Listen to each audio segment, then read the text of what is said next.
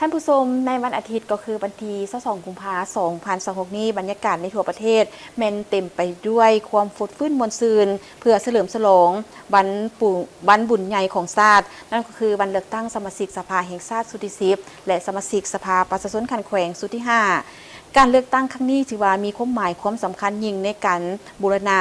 รัฐประชาธิปไตยประชาชนให้มีความเข้มแข็งและนักแน่นโอกาสนี้ท่านนางสีใสลือเดชมุนสอนกรรมการกรมการเมืองศูนย์กลางภาคหัวหน้าคณะจะตั้งศูนย์กลางภาคก็ได้เข้าร่วมปอนบัตรนำใช้สิทธิประชาธิปไตยอยู่เขตเลือกตั้งที่1นครหลวงเวียงจันทร์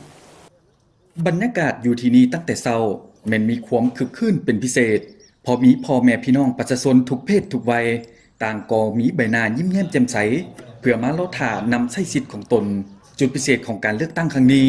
แม้นมีการวางคาดหมาย4ห้อยส่วนห้อยซึ่งประกอบมี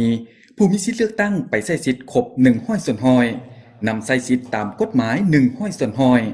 รับประกันความปลอดภัยห้อยส่วนห้อยและมีความโปร่งใสทันเวลา1ห้อยส่วนห้อยนอกจากนี้โครงประกอบของผู้สมัครยังมีความโดดเด่นโดยมีการเพิ่มสัดส่วนคนหนุ่มและผู้มีอายุรุ่นกลางหลายขึ้นพิเศษการสุกยู่บทบาทยิงทราย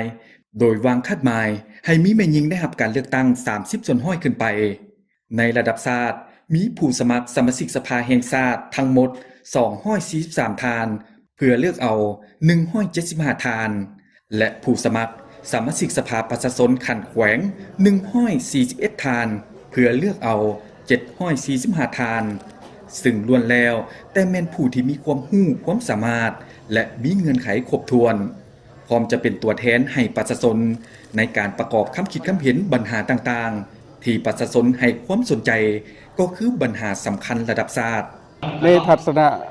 ของข้าพเจ้าก็คืออันนั้นอยากเลือกเอาผู้ที่สามารถตอบโจทย์ให้แก่ประชาชนนี่แหละก็คืออันนั้นสามารถเป็นตัวแทนในแก่พ่อแม่ประชาชนในการให้ความคิดในการพัฒนาตัวเมืองก็คืออันนั้น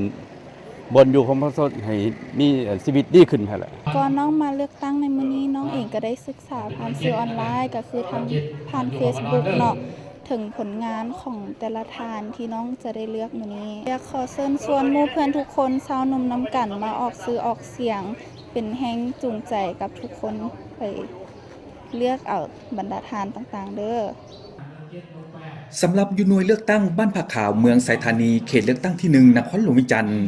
ตามตัวเลขของคณะรับผิดชอบหน่วยปอนบัตรให้ฮู้ว่าเพื่ออำนวยความสะดวกให้แก่ผู้มาใช้สิทธิ์สถานที่ปอนบัตรได้จัดขึ้นอยู่2จุดคือโรงเรียนประถมสมบูรณ์บ้านผักขาวและวัดผักขาวพันนารามมีรายชื่อผู้มีสิทธิ์เลือกตั้งทั้งหมด 3,192 คนหญิง 1,756 คนการเลือกตั้งครั้งนี้ยังได้นำเอาพนักงานนำพาคุ้มครองขั้นสูงลงสมัครหลายกว่า30ทานเพื่อเพิ่มทวีการนำพาของพรรคในองค์การตัวแทนแห่งสิทธิ์และผลประโยชน์ของประชาชนถือเป็นการพันขยายมติองค์ประชุมใหญ่ครั้งที่12ของพรรคให้เป็นรูปธรรมอย่างแท้จริงจัดสวรรค์วงเพชรพรไสมังเนาเมฆนักข่าวโทรภาพแห่งชาติลาวรายงานจากหน่วยเลือกตั้งบ้านผักขาวเมืองไสธานีนครหลวงจันทร์